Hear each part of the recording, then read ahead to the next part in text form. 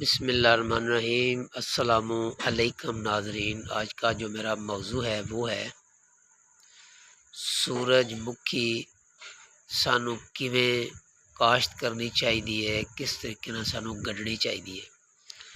मैं तकरीबन 10 तो 15 जी वीडियोज़ तैयार कर रहा, उनके बार बार यही जिक्र कर रहा। सब तो पहले मेरे सुनने वाले जेडे मुहब्बत करने वाले नाजरीन हैं इस गल का गुस्सा ना करन कि एक जी गल हर वीडियो क्यों कर रहा है। वो ये गल है जिंदे तो सानू ज़्यादा फ़ायदा हो सकता है तो साढ़े अखराजात कमी आ सकती है। वो केड़ी गल है?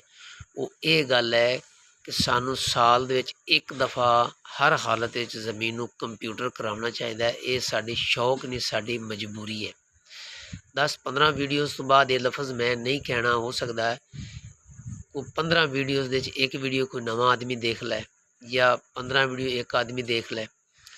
लिहाजा कंप्यूटर अच्छी तरीके नाल करवा के ते उस तो बाद सानू रौनी करनी चाहिए। रौनी करके ते कोई भी फसल असी काश्त करनी है, खासकर सर्दियों के 4 महीने कढ़ के बाकी 8 महीनों गर्मी ज़्यादा पैंदी है तो सानू तर वत्तर ज़मीन दे विच काश्त करनी चाहिए। जिहड़ी मर्जी तुसी फसल करनी है उनकी खूबसूरती जिहड़ी होंदी ना वो बहुत ज़्यादा होती है।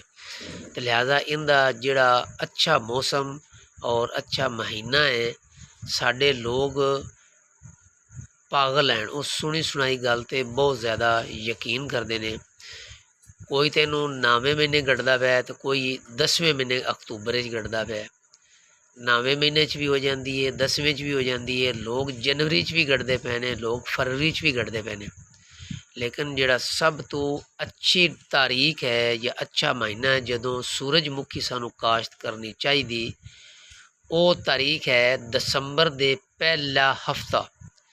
दसंबर दे पहले हफ्ते दे विच जिहड़ी सूरजमुखी असी काश्त करांगे, सनफ्लावर जिन्हों अंग्रेजी कहंदे ने, उन्हों बीमारी लगदी नहीं। जे तुहाडे आपदे बखत खराब ना होवन, तुहाडे आपदे मुकद्दर खराब ना होवन, तुहाडा सतारा जिहड़ा खराब ना होवे ते उन्हों बीमारी तकरीबन 99% लगदी नहीं। वो बीमारी तो क्लीयर हो जाती है जिस टाइम मार्च का एंड होता है। तो इस तो अगे जिहड़ी असीं जनवरी च गढ़ने हैं या दसंबर के आखिरी हफ्ते च गढ़ने हैं, उन्होंने हर हालत सानू स्प्रे करानी पैंदी। उन्होंने बीमारी का बहुत ज़्यादा खदशा होता है। तो लिहाजा जिथे असी जदों साड़ी जिहड़ी गंदम है लेट हो जाए, तुसी कमांद मिलों ते सटना होंदा है तो वो अगर लेट हो जाए तो उनकी वजह तुसी परेशान नहीं होना। तुसी सुकून नाल वो सट के ते दसंबर के पहले हफ्ते दे विच अगर तुसी इनू काश्त करोगे तो उनका तुहानू बहुत ज़्यादा फायदा होएगा। इनका जिहड़ा तेल है वो खावन दे कम आंदा है। तो जिस मुल्क दे विच सूरजमुखी का तेल होंदा है वो खुद कफील हो जाता है और वो तरक्की याफ्ता मुल्क हो जाता है, इनका घ्यो बनता है। तो लिहाजा जिहड़ी अगर चारे कजा तुसी दसंबर के एंड ते या जनवरी के शुरू तो तुसी अगर गढ़दे हो, उनके बीज नू तुसी जहर भी लाजमी लावनी है। तो मार्च के महीने खसूसी ख्याल रखना, इन बीमारी इनके फुलों पै जाती जिंदी वजह तो असी नुकसान ले चले जाने। बहुत अच्छी फसल है, सानू ये हर हालत काश्त करनी चाहिए। तो दसंबर के पहले हफ्ते करनी चाहिए। तो लिहाजा इनके तो पहले तुसी धान की फसल काश्त करो बड़ी आसानी नाल, और वह भी तुसी जुलाई के एंड से जाके काश्त 15 तरीक जुलाई की 15 तो बाद तुसी काश्त करोगे तो तुहानू ज़्यादा तो ज़्यादा उनके फायदा होगा। ताकि वो तसल्ली नाल तुसी जो चुक लोगे तो अगों इनू बेहतरीन मौसम वो मिलेगा। इनू ज़मीन भी महीना फारग रहेगी तो दसंबर के पहले हफ्ते तुसी ये भी ला लोगे। वो क्योंकि अदकी गंदम नू रेट ही नहीं है, लित्तर पैंदे पैने। तो सानू चाहिए गंदम सिर्फ उन्नी की काश्त करो जिन्नी घर की जरूरत है, इस तो वध के सानू करनी नहीं चाहिए। जिन्ना सानू हुकूमत ने प्रोटोकॉल दिता है वो असी सारे वेखी खड़ोते हैं। तो बराए मेहरबानी गंदम जरूर तुसी काश्त करो, लेकिन जिन्नी तुहानू जरूरत है, तुहाडे भैणां भरावां नू जरूरत है, आड़ियां गवाड़ियां उस तो वध के तुसी गंदम काश्त नहीं करनी। तुसी वो फसलां काश्त करो जिंदे विच तुहानू ज़्यादा तो ज़्यादा फायदा है। यह बहुत घट काश्त की जाती तो साढ़े मुल्क जो घी या अगे पिछे चीज़ां खाण वालियां तैयार होंदियां ने वो महंगियां हैं।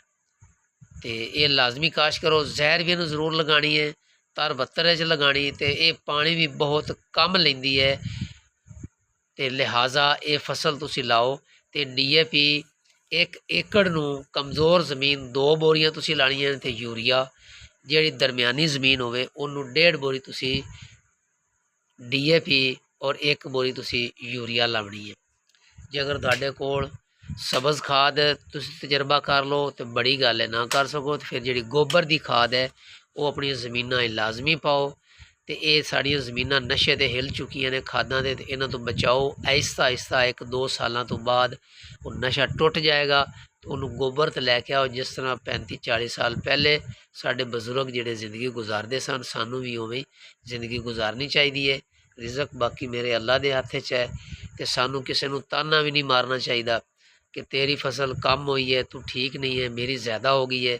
ये नहीं करना चाहिए। ये सारा सिस्टम मेरे अल्लाह को है। सिर्फ सानू खलूस नीयत दे नाल काम करना चाहिए। फसल बीजनी चाहिए, थोड़ी निकल आवे उन्होंने भी कबूल करो और अल्हम्दुलिल्लाह आखो। अगर ज़्यादा निकला तो फिर भी अल्लाह का शुक्र अदा करो, और वो जो उशर है वो लाजमी सानू निकालना चाहिए। तो अगर मेरी वीडियो किसी को पसंद आए उन्होंने लाइक शेयर जरूर करना, ये भी सदका जारिया होंदा है। तो इस प्लेटफार्म पर तुसी मेरी मदद कर सकते हैं। तो उशर जी वो हर हालत तुसी देना, जो मर्जी हो जाए। जेड़े जिमीदार उशर देंदे ने उन्हां दी फसल विच बरकत पैंदी है, तो उन्हां नूं कदी घाटा पौंदा ही नहीं, बिल्कुल ही नहीं पैंदा। तुसी आजमा के वेख लो। सदका, ज़कात, हज, रोज़ा, नमाज अगर असीं इन्हां ते अमल करने ना, सानू कतन घाटा नहीं पैंदा। अगर घाटा पै जाए तो सानू ज़्यादा राज़ी होना चाहिए, क्योंकि उनदे विच मेरे अल्लाह दी हिकमत होंदी है। अगर प्रॉफिट आ जाए तो उनदे विच भी अल्लाह दी हिकमत होंदी है। तो सानू प्रॉफिट जदों आवे उदों डरना चाहिए अल्लाह को, क्योंकि अल्लाह साडा उस टाइम इम्तिहान लै रहा होंदा है। तो जदों घाटा पैंदा उदों भी साडा इम्तिहान होंदा है। तो मैं हुण इजाज़त चाहांगा। अल्लाह हाफिज़।